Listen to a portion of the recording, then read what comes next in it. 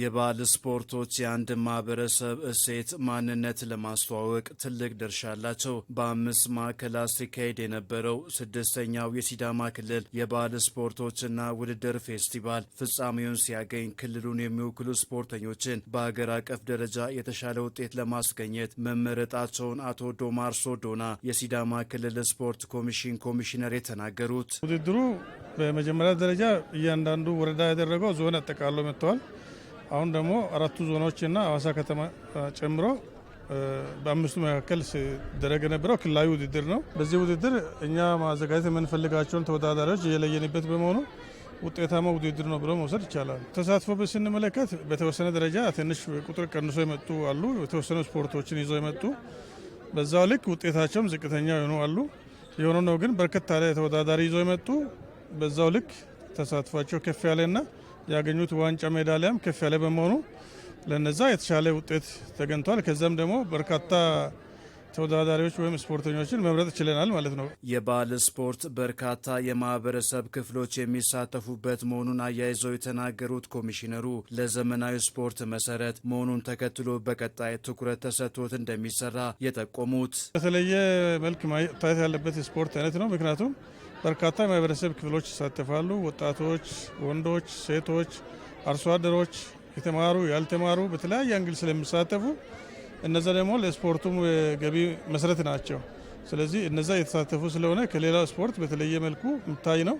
ዞሮ ዞሮ ያው መሰረቱ ለዘመናዊ ስፖርት መሰረት ከመሆኑ ጋር ተያይዞ ለትውልድ ማሻገር የሚጠበቅብን ስራ ከመሆኑ ጋር ተያይዞ በሚቀጥሉት ጊዜያት ልዩ ትኩረት ተሰጥቶ የሚሰራ ነው የሚሆነው።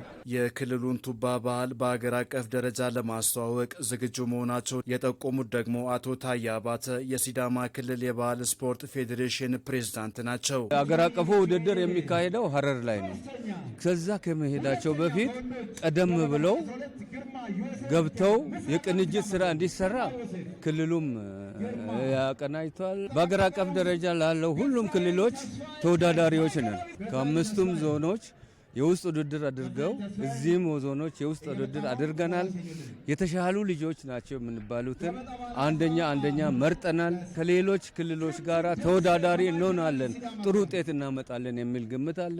በትርኢቱም ቢሆን የሲዳማ ባህል ቱባ ባህሉን ያስተዋውቃል የሚል እምነት አለ። በባህል ስፖርቶች ውድድር አጠቃላይ አሸናፊ ሰሜናዊ ሲዳማ ዞን ሲሆን ጠንካራ ድጋፍና ክትትል በማድረጋቸው በተገኘው ውጤት መደሰታቸውን የጠቆሙት ድንቅነሽ ደግፌ የሰሜናዊ ሲዳማ ዞን ማህበራዊ ጉዳዮች መምሪያ ኃላፊ ናቸው። በባህላዊ ስፖርት ያው የረዥም ጊዜ ዝግጅት የተደረገበት እንደ ዞናችንም እናሸንፋለን በሚል በተለይ የወጣቱን ኃይል በማደራጀት ተከታይ የዚህ የባህላዊ ስፖርት አባቶቻችን ይዘውት የመጡ በብዛት የሲዳማን ባህል የሚገልጹ ጨዋታዎች የሚካተቱበት ሲሆን ይህንን ማስቀጠል አለባቸው በሚል በምልመላ ስርዓት ጀምሮ እስከ ዛሬ ድረስ በጠንካራ ክትትል፣ ቁጥጥር፣ ድጋፍ እየተደረገ የመጣበት ነውና በበላይነት በማሸነፋችን እንደ ሰሜናዊ ሲዳማ ዞን እጅግ በጣም ደስ ብሎናል። የተረሱ የባህል ስፖርቶችም እዚሁ በማስታወስ ቀጥለን ለምንሰራቸው ስራዎች ግብአት የምንወስድበት ከአንዱ ዞን አንደኛው ትምህርት የወሰደበት ነው።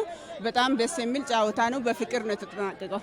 የትግል ስፖርት ተወዳዳሪው ዳዊት ፊሊጶስ በተገኘው ውጤት ደስተኛ መሆኑን ገልጾ በሐረር ከተማ በሚካሄደው በሀገር አቀፍ ውድድር የተሻለ ውጤት ለማስመዝገብ ዝግጁ መሆኑን የገለጸልን ውድድሩ በጣም ደስ የሚል ነበር። ያው በወረዳዎች የተደረገ ውድድር ነበር። ከዛም በማሸነፍ ከዛም በመቀጠል በዞን ደግሞ ደስ በሚል መልኩ ተወዳድረን ጥሩ ውጤት ይሻል ሐረር በሚደረገው ውድድር የሚወክለውንም ክልል በጥሩ ሁኔታ አሸንፌ ድል አድርጌ ውጤት ይዤ እንደምመጣ ተስፋ አደርጋለሁ። በመድረኩ ደቡባዊ ሲዳማ ዞን በስፖርታዊ ጨዋነት ተሸላሚ ሆኗል። የሲዳማ ክልል